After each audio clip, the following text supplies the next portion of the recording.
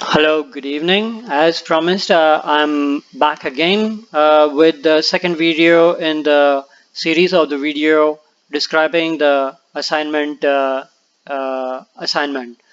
regarding data mining. So in this video, we go back to the table of contents. This will be a very short video. We will be capturing only topic number 4, which is data selection and the collection procedure and certain decisions that drove us um, that why should we be selecting the data and how should we be collecting once the selection procedure is decided, then uh, how should we be collecting that. uh, that is a very important step because step number 4, the data selection and collection ties, and it will be the foundation for us to do the hypothesis evaluation. So let us get started with the topic 4. um, the list of randomly selected stocks in each business segments that we chose are public bank and RHB, which is yeah, from the retail and corporate banking. The another from the financial services and marketing is RC Capital Berhad and TA Enterprise Berhad. These are the stocks that deal with the private financial services, marketing, and these are considered to be the mid-cap stocks. These are not some heavy blue chip category stocks.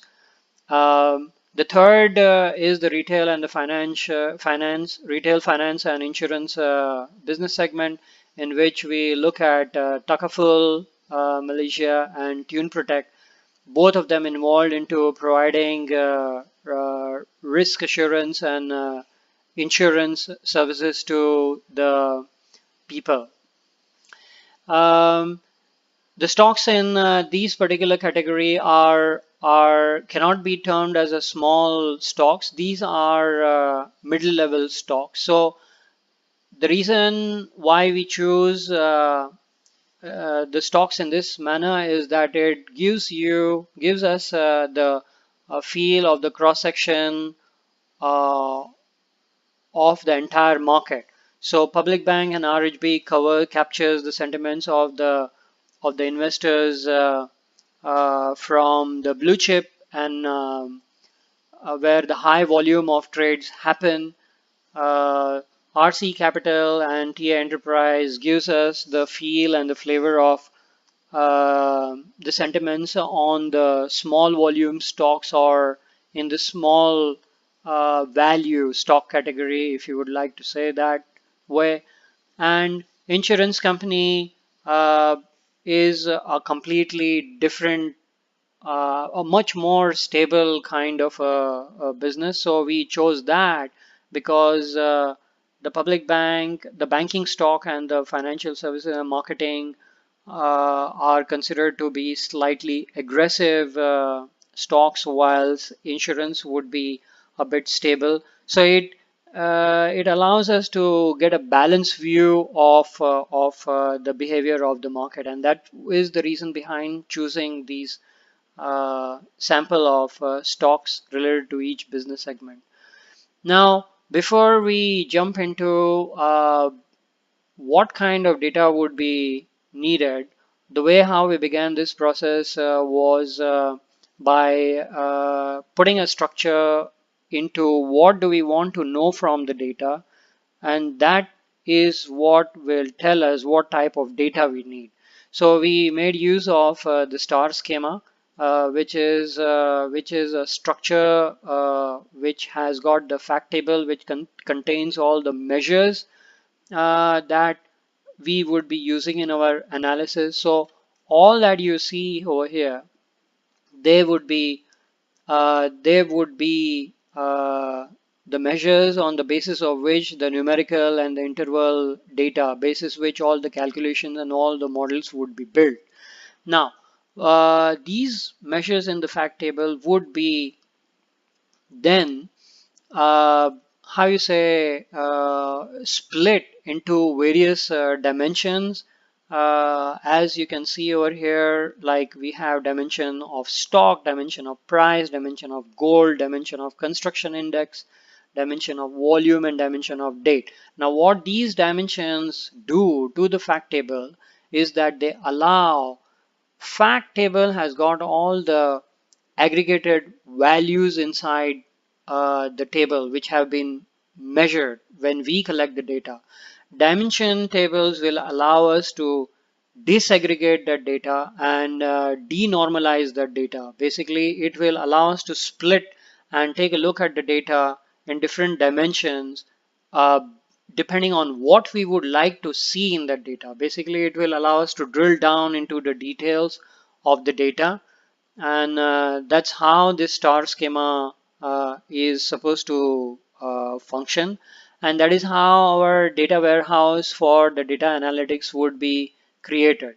So what does the fact table have is basically we have put the measures such as the names of the stock price, date, volume, gold price, construction index, and many other things that we would be adding on later. We have added on to the fact table. This is the data which will be actually scraped from the websites, and so we will have to develop crawlers that can collect all these numeric data or the categoric data which are measured and which will be collected over here. Now uh, once that has been done, the dimension stocks will allow us to do the exploratory analysis, which will be later on done in SAS Enterprise Miner. So we leave it over there for now with this kind of description about the star schema. And now we know that how the basis, the fundamental basis of the selection of the data. So we can now move into collection of the data.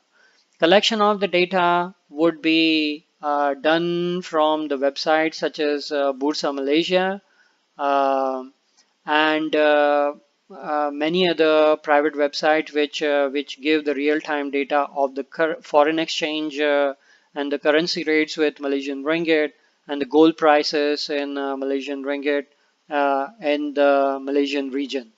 So um, collection, for doing the physical collection, we would be building crawlers. So there are few types of crawlers that we will be building using Python code, and they would be deployed in to get the near real-time data which will be extracted from the websites. Now, one thing that we need to be mindful over here is that the time series and the timestamps based on which the decisions are made are very important. So if a high frequency decision is to be made, then we need to have all the events coming in the same timestamp. But in this case, we can't get that kind of accuracy, and that's the reason why we use near real-time data extraction and not real-time data extraction, because the websites have got the refresh rates of 15 minutes, 10 minutes, 5 minutes, depending on the type of website. And then our crawlers, even though in my case I have set the crawlers of 5 minutes, 10 minutes, uh, it will never give us the synchronized timestamp, but it is good enough for us to perform the data mining and for evaluation of the hypothesis that we discussed earlier in the previous video. So few crawlers that we have made over here are the crawlers for collecting the time series data for the stocks, a crawler for collecting the real-time data of gold price, crawlers for collecting the textual information like the text data about the stocks, that what kind of discussions are happening around the stocks. So we have a separate crawler for that because it's a non-numeric or category text heavy crawler. We have made a separate crawler to read into the AGM reports of the specific stocks that we have discussed above, and the shareholding patterns for each stock. Um, so Apart from that, we have also collected the Excel files which are the static data from the Malaysian Department of Statistics. As you can see over here, it's basically to get the feel of uh, overseas trade in billions US dollar, population distribution, statistics of construction industry, consumer price index, and all these data has just been crawled for now because we believe that they can be utilized in trying to correlate some of the other attributes in the micro and the macroeconomic arena with the stocks and the behavior of the stocks in the stock market. Whether we would be able to use them in any meaningful way in the later part, it is left to be seen. But for now, we have just gone ahead and collected as much data as possible. Bigger and more is better when it comes to data mining. Um, uh, that's about the data selection and collection. I think the one last thing that I would like to mention over here is the we have automated our crawlers. So the crawlers automatically turn on and off from the personal computers at the predetermined intervals of 5 and 10 minutes.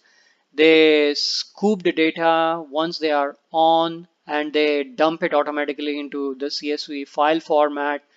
Every day morning I turn it on at 9:30 in the morning when the Bursa opens until 1500 hours, 1700 hours in the evening when I manually turn it off.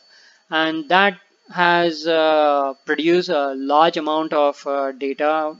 It's close to 140,000 lines of timestamp data, which is a huge volume of data and a very good quality of data, as we will see during our next video. So although this was supposed to be a short video, but sorry about that, but that's all from me for now. See you until the next video. Thank you.